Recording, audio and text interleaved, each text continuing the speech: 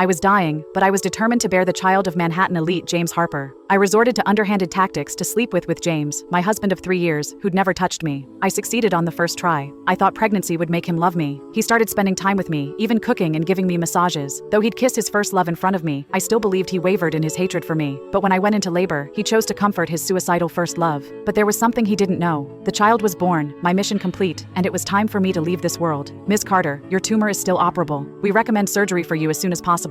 The computer displayed my brain's CT scan. The dumbbell-shaped tumor on the left side of my brain would press on nerves if it grew. But James's father gave me an ultimatum: conceive within 2 weeks, or he'd withdraw investment from my father's company. Surgery meant I couldn't get pregnant. Doctor, I'd like to wait. Fine, but please be quick with whatever you've got to do. Leaving the doctor's office, I went to the VIP ward. From outside, I could see James's broad back. He was stroking Sophia Bennett's face, his touch gentle and reverent. In our 3 years of marriage, I couldn't imagine James gazing someone so tenderly. To me, he was always cold and distant. I didn't enter, texting him from outside. Come home early. It's our 3rd wedding anniversary today. Back home, I lit incense, slipped into sexy lingerie I'd bought. Every anniversary, James would get plastered before coming home. This year was no exception. Late at night, it was the driver who helped James home. I threw on a coat, supporting him. His tall frame pressed against me, nearly knocking me over. Sophia, is that you? James buried his face in my neck, inhaling deeply. It's me. Let's get to the bedroom first. Tonight, I was determined to succeed, even if it meant cheating by wearing Sophia's signature perfume. James couldn't wait before entering the bedroom. He stripped off my coat, kissing me eagerly. The driver had left seeing this, and the housekeeper was sent away by my.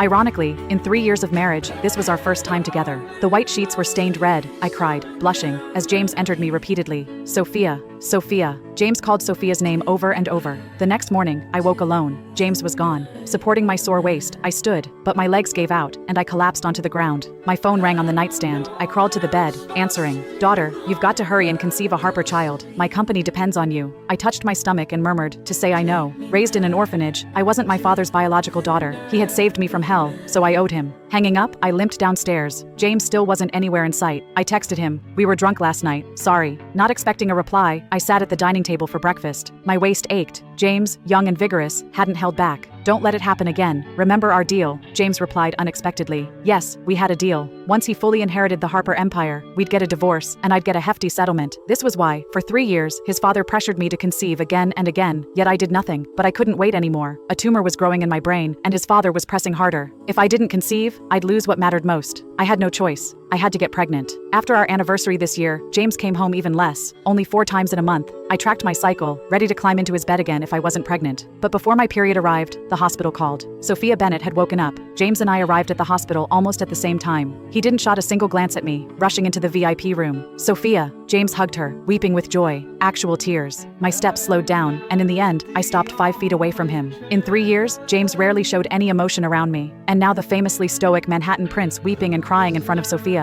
I couldn't name my feelings. Jealousy? Envy? Suddenly nausea surged. I bolted to the bathroom. After vomiting violently, I was about to stand up, but another wave hit me. Finally, when it subsided, a wild thought struck. Was I pregnant? James was potent. One night, and it worked. What did you eat that gets you vomiting like that? James's voice startled me from behind. I instinctively covered my stomach. He couldn't know I was pregnant. He'd force an abortion. Nothing. Maybe it's just the weather's gold these days. Congrats. Sophia's awake. Stay with her. I'm leaving. I didn't leave the hospital. Instead, I headed to Dr. Wilson's office. Tests confirmed I was pregnant. Dr. Wilson, holding the report, looked grave. I recommend terminating the pregnancy immediately. The fetus will drain all your nutrients. By the time you deliver, the tumor will be uncontrollable and inoperable. I shook my head silently. I had no choice. I had to give birth to a child. Leaving the hospital, I called James's father. Dad, you've got a grandson. His voice lit up with joy. Wonderful. Well done. The Harpers have an heir now. Don't worry. I'm arranging getting support now for your father's orphanage. You just rest. My grandson must be perfect. Hanging up, I touched my stomach, staring at passing cars, feeling momentarily lost. Was it right to bring this child into the world? He would have a loving grandfather and wealth,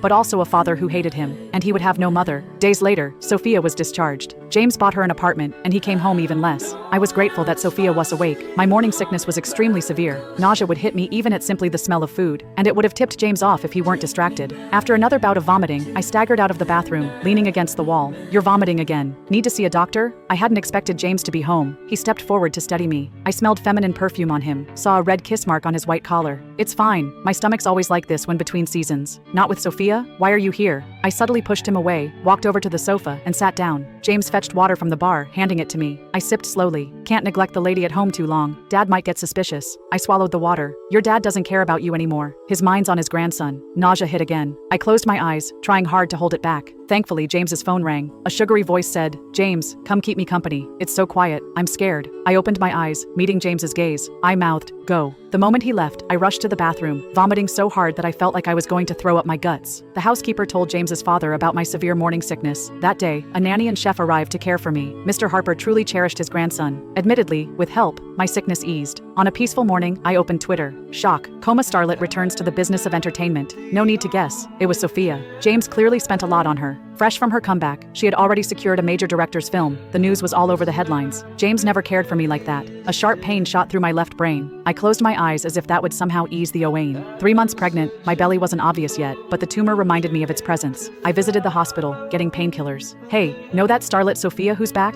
Yeah, she was here, you know. I gave her IV nutrients. Heard the Harper heirs behind her big comeback. They're a couple, right? No way. Doesn't he have a wife? 2 nurses passed me. I paused, touching my stomach. Baby, I'm sorry. James' intimacy with Sophia enraged his father. He summoned James to the family estate that night. When I arrived, I saw Mr. Harper smashing a teacup. Amid the crash, he roared, "You're still with that lowlife? Don't you know how many men she slept with?" "Dad, she's not a lowlife. She's Sophia." James and his father clashed. His face was red, eyes blazing. "If you hadn't forced me to marry Olivia Carter, Sophia wouldn't have got into that car crash. Olivia's the lowlife, marrying someone she barely knew. She's no saint either." Mr. Harper spotted me, slamming his cane. I lowered my eyes, pretending not to hear James's insults, and softly greeted him, "Dad." James, fuming, snapped, "What are you doing here? Why can't Olivia come? I'm checking on my grandson." "James, you're about to be a father. Act like one." James's head snapped up. For a moment he wore a confused expression on his face, then he remembered something, and that confusion turned into rage. He loomed over me, his tall frame intimidating. "You weren't drunk that night. You did it on purpose." I shielded my stomach, stepping back, fearing violence. "I'm sorry. I'm pregnant." The veins on James' forehead bulged. He clenched his jaw, stormed out, slamming the door behind him. The left side of my brain throbbed with pain. Dizziness hit me. I grabbed a chair. Mr. Harper was speaking, but I couldn't hear his words. Pain and vertigo consumed my head. Could I survive to see my Chidi? I had to deliver. My father and the orphanage's kids depended on the Harpers. That night, I stayed at the estate. Tossing and turning in bed, sleepless, I texted James, "Sorry, I didn't mean to break our deal. I had no choice." No reply. After that, James came home even less. He openly supported Sophia. Everyone now knew he was her patron. Sophia's career soared. People hardly knew her as an actress before, but now she was almost an international star. My belly grew, my movements increasingly restricted. Mid-pregnancy, James called unexpectedly. "I'm at the bar. Dear, come get me." His voice, drunk, held an unfamiliar warmth I had never seen from him before. "Did you call the wrong number? I'll get Sophia. No mistake. I want you. Olivia Carter, come get me."